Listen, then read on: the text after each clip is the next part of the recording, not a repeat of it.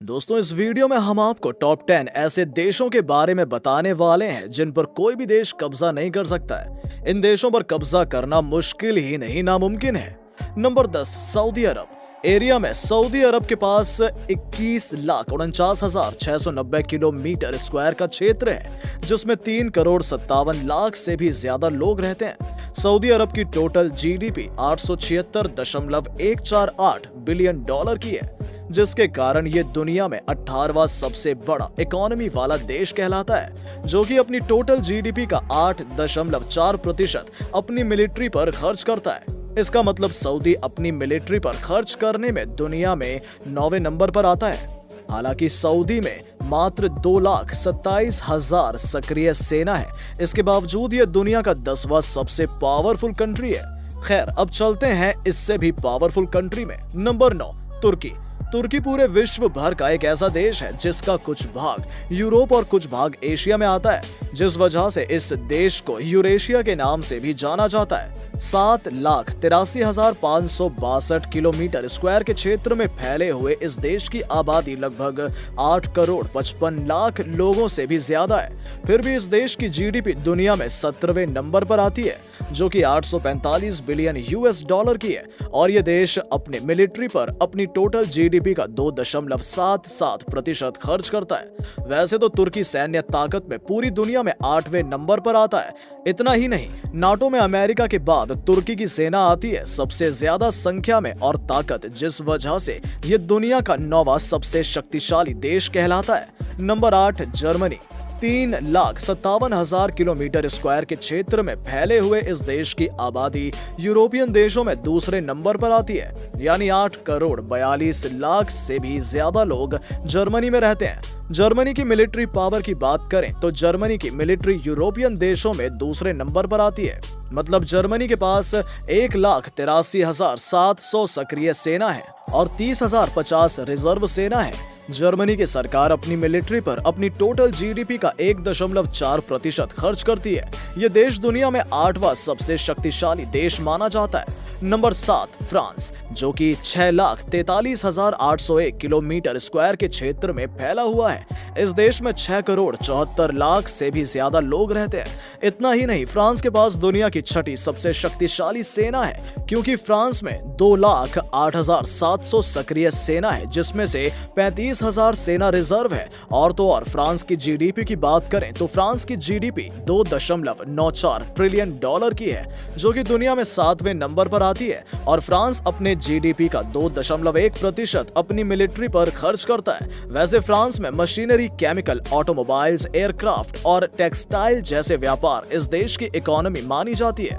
इतना ही नहीं, फ्रांस के पास 290 से ज्यादा न्यूक्लियर बम है। नंबर 6, साउथ कोरिया, जो कि लगभग 1,03,63 किलोमीटर स्क्वायर के क्षेत्र में फैला हुआ है। और साउथ कोरिया के इतने छोटे से एरिया में 5,13,00,000 लोग से भी ज्यादा रहते हैं। साउथ कोरिया की खास बात यह है कि इसके पास दुनिया की 6ठी सबसे बड़ी एयरफोर्स है।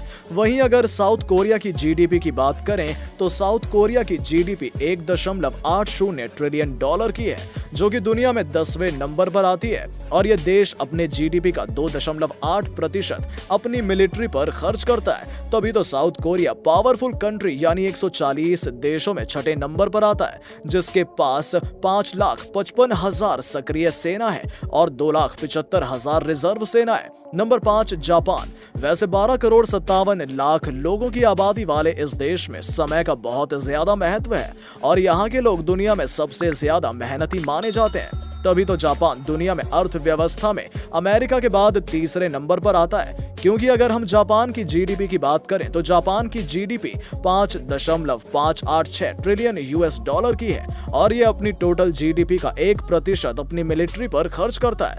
वैसे तो जापान की सेना कई सारी कंट्री के मिलिट्री से काफी छोटी है, लेकिन पावर में किसी से भी कम नहीं है। यानी जापान के पास 2,47,000 एक्टिव पर्सनल हैं और 56,000 रिजर्व पर्सनल हैं, जिससे ये पता लगता है कि ये कई सारी कंट्री से कम आर्मी वाली कंट्री है। फिर भी जापान पावरफुल कंट्री में अपना नाम रखता है। Number 4, India. पिछले 4 दशकों में इंडिया ने भी अपनी अर्थव्यवस्था पर काफी ज्यादा ध्यान दिया है, जिसमें भारत में 6.5% की अर्थव्यवस्था में वृद्धि भी हुई है। वैसे इंडिया भी जनसंख्या के मामले में दुनिया में चीन के बाद दूसरे नंबर पर आता है। मतलब इंडिया की जनसंख्या 138 करोड़ से भी ज्यादा है और इसी वजह से इंडिया की मिलिट्री पावर में दुनिया में चौथे नंबर पर आता है, क्योंकि भारत के पास 14,55,000 एक्टिव पर्सनल हैं। वहीं इस देश के पास दुनिया में सबसे ज्यादा रिजर्व पर्सनल हैं, मतलब 11,55,000 इंडिया के पास रिजर्व पर्सनल हैं।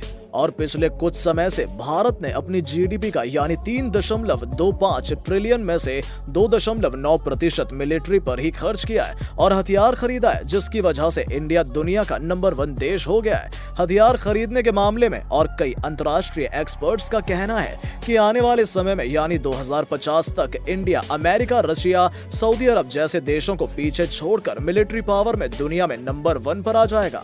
नंबर 3 पर है चाइना।